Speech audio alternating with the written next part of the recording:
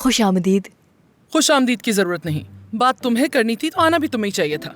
लेकिन तुम्हें इस बात का कहाँ एहतराम होगा कि मैं बड़ी हूँ। गलती मेरी है, किससे उम्मीद लगा बैठी। लेकिन मैंने यहाँ जानबूझ के बुलाया है। मैं चाहती थी कि सबसे पहले मेरा घर आप देखें। चले अंदर आ जाएं। आ जाएं, आ जाएं। देखें, आपके लिए चप्पल भी रख रही हूँ मैं। प्लीज।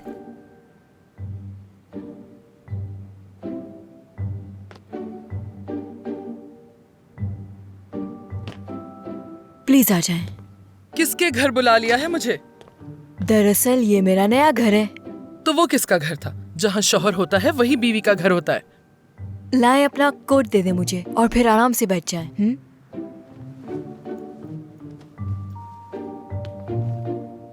आपको मैं कॉफी की पेशकश जरूर करती, लेकिन कॉफी मशीन मुझे चलाना नहीं आती ना। हाँ, तो फिर पूछ क्यों रही हो मुझसे?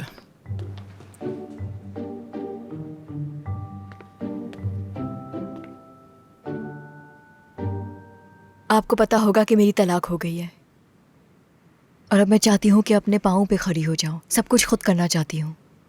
तो इसका क्या मतलब हुआ? कुछ भी करती फिरोगी? हाँ ठीक है, अच्छा है, चलो शौक पूरे कर लो, लेकिन मेरे बेटे को इस सबसे दूर रखना तुम।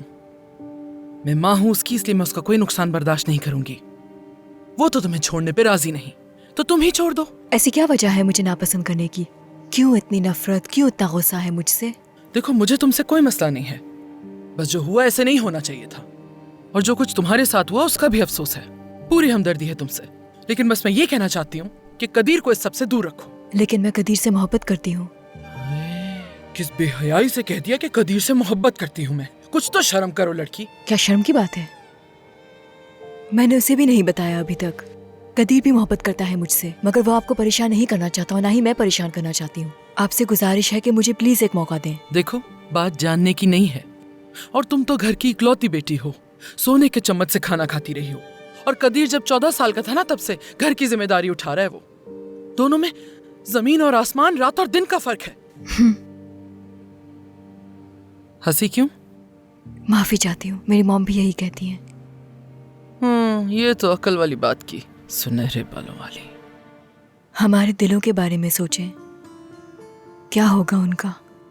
जिन्होंने दिल की सुनी अदालतें उन लोगों से भरी पड़ी हैं, है ना? और इस वक्त तुम भी दिमाग से नहीं दिल से काम ले रही हो। समझो मेरी बात को।